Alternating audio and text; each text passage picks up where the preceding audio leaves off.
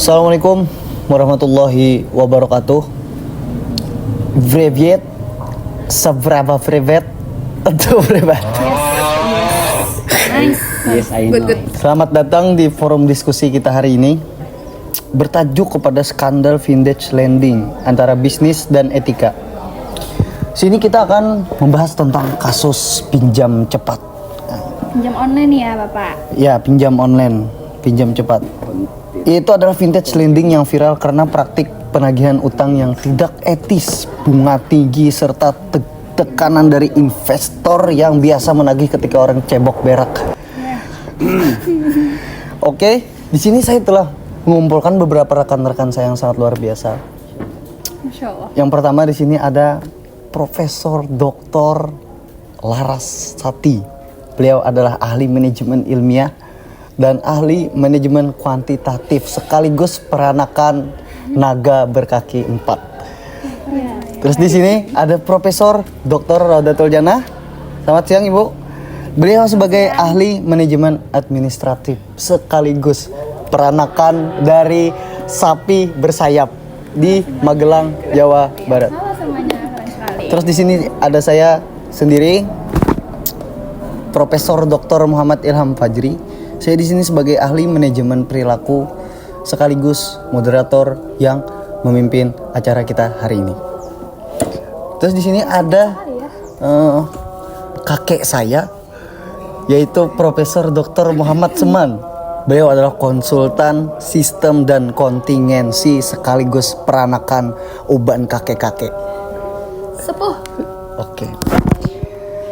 Oke, di sini pertama-tama saya mulai dari Dr. Larasati yang memegang dua sudut nih, yaitu manajemen ilmiah dan manajemen kuantitatif. Silakan, Dr. Larasati. Baik, terima kasih ya kepada Bapak Ilham. Nah, menurut saya nih ya, dari sisi manajemen ilmiah, pinjam cepat itu terlihat terlalu fokus pada efisiensi hasil tanpa mempertimbangkan keseimbangan etis. Nah, mereka itu menganggap bahwa cara tercepat untuk meningkatkan repayment rate adalah dengan tekanan ekstrim melalui debt collector.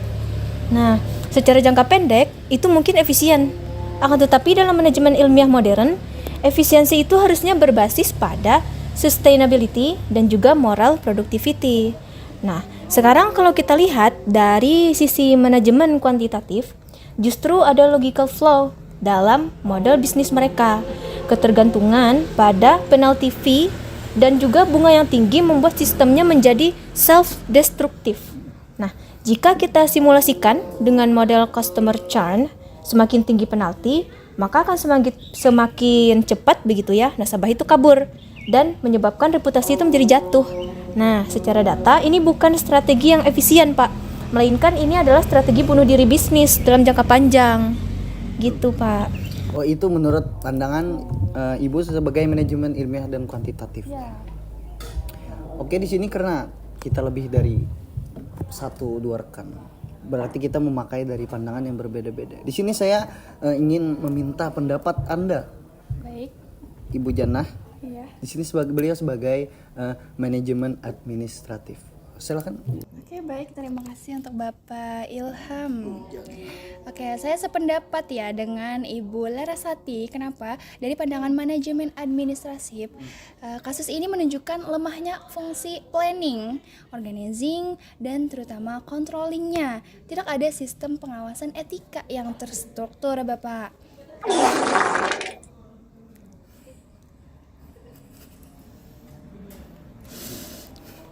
Oke, bisa dilanjut. Oke.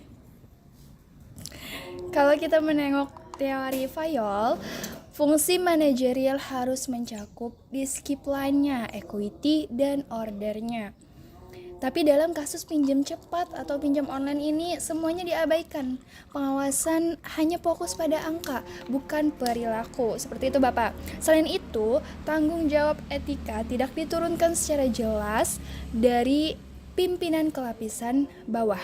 Artinya ada kegagalan desain organisasi, bukan hanya kesalahan individu.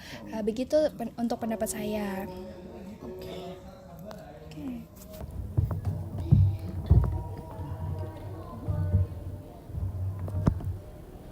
Panjang sekali ya seperti itu. Ya, jadi oke, terima kasih atas pendapatnya sangat jelas yang Anda berikan.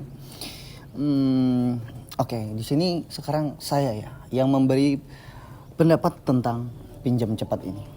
Yaitu menurut pandangan saya sebagai ahli manajemen perilaku. Oke. Nah, Saya sama Laura, silakan. Sabar guys, sabar. Silakan. kalau saya melihat ini dari sisi manajemen perilaku, Ulang. Ya, bisa diulang, Bapak. Bisa diulang. Ya. menurut saya kalau dari sisi manajemen perilaku itu akar masalahnya ada pada budaya organisasi. Budaya organisasi. Ketika orientasi utama adalah growth at all cost. Ya, di situ adalah karyawan terbentuk menjadi agresif dan kehilangan empati terhadap nasabah. Debt collector tidak muncul dari ruang hampa. Mereka adalah cerminan dari nilai yang ditanamkan oleh organisasi. Jika manajemen menanamkan target adalah segalanya, maka manusia di dalamnya akan bertindak tanpa memperhitungkan sisi moral. Begitu, Bapak Ibu. Jadi organisasi perlu menanamkan yang namanya adalah behavioral ethic, yaitu membangun empati kultur dan mengaitkan pencapaian target dengan nilai-nilai kemanusiaan. Tanpa itu, strategi bisnis sehebat apapun akan berujung pada kehancuran moral. Nah, begitu menurut pandangan saya sebagai ahli manajemen perilaku. Sekali ya. Iya, makanya.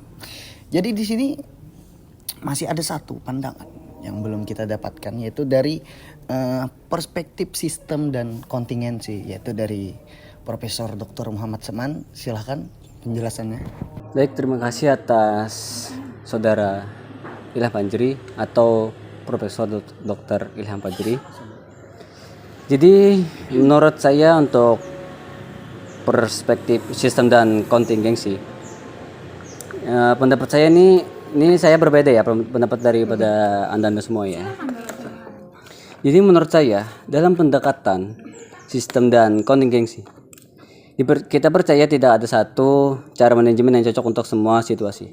Vintage seperti pinjam cepat beroperasi di lingkungan yang berubah cepat, regulasi baru, pengawasan OJK, serta tekanan media sosial. Namun, mereka gagal beradaptasi. Sistem manajemennya kaku, sangat kaku. Masih mengandalkan metode lama, yaitu pressure, penalty, punishment. Padahal, dengan sistem yang adaptif, mereka bisa mengintegrasikan data analitis AI based risk scoring. Maaf ya, saya gugup nih. Sangat ilmiah ya, Bapak. Iya. Meminum dulu. Silakan Anda. Oke. Bisa dilanjut. Dan saya sini akan melanjutkan pendapat saya.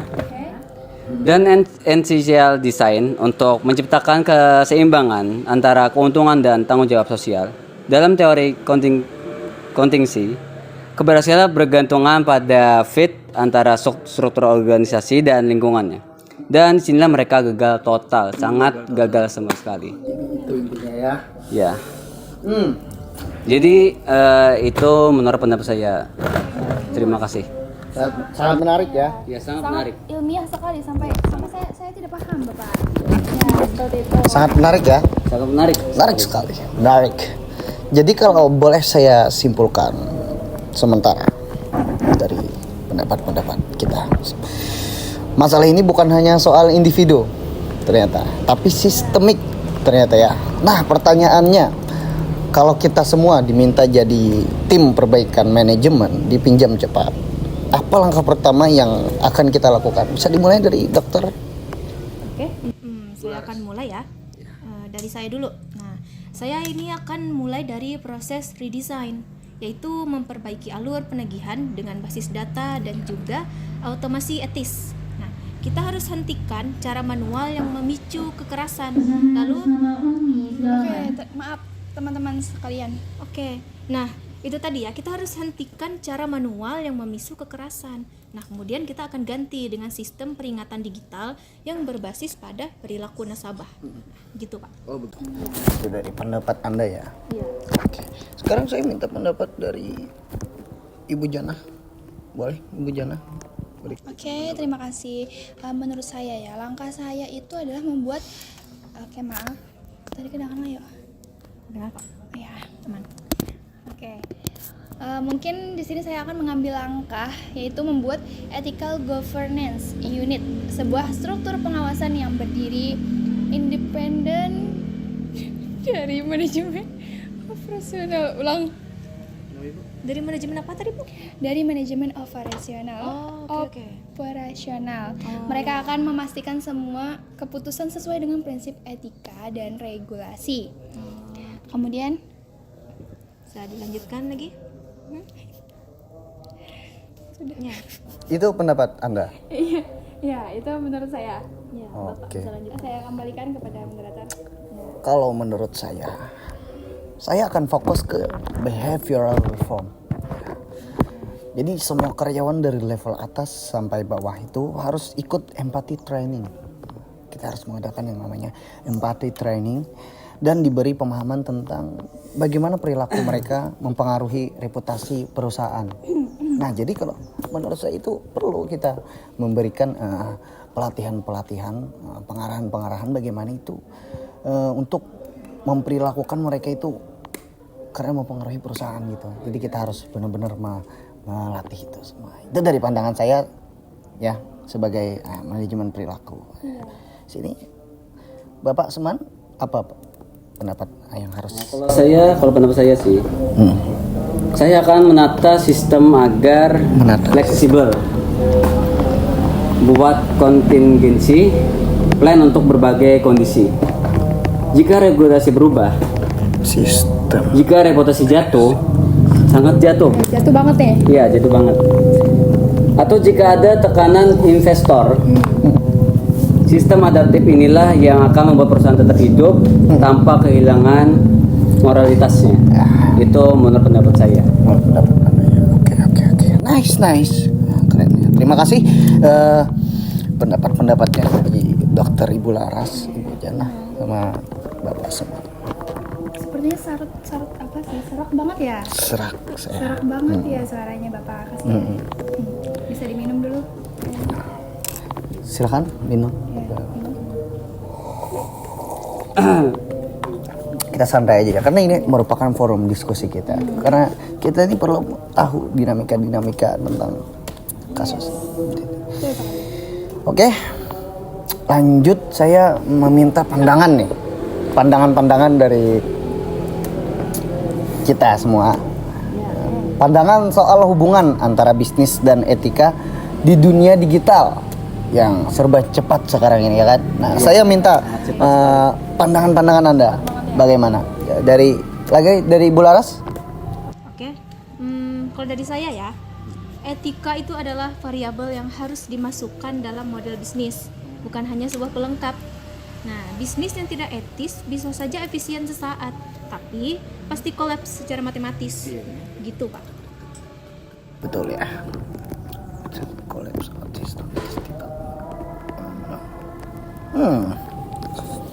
Itu dari pandangan Ibu Laras.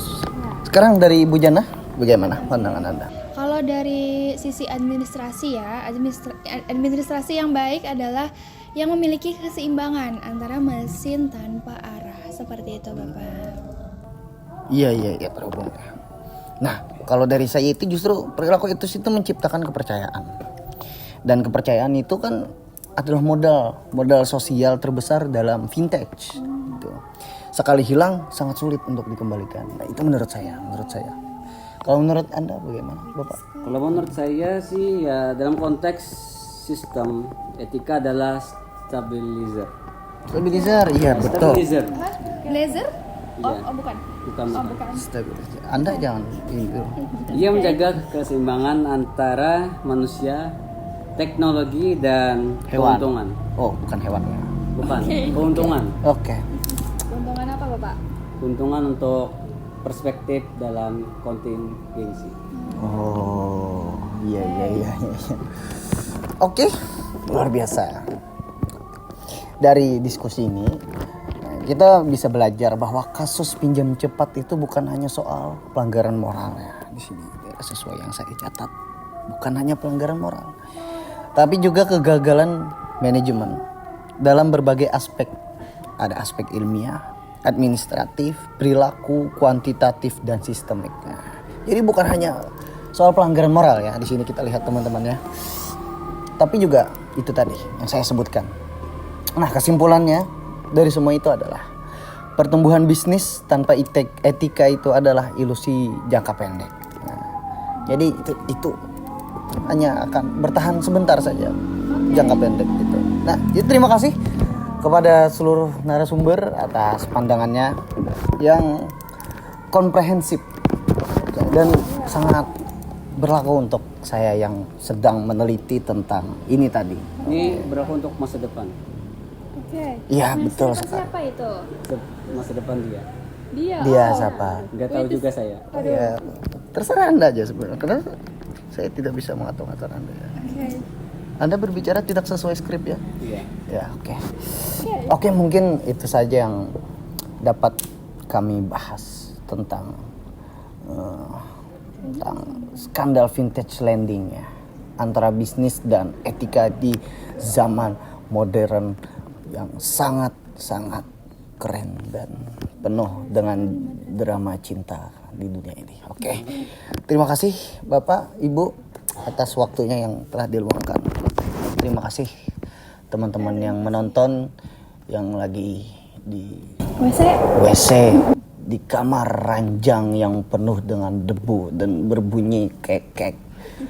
Terima kasih atas waktunya menonton. Semoga bermanfaat untuk kalian. Assalamualaikum warahmatullahi wabarakatuh.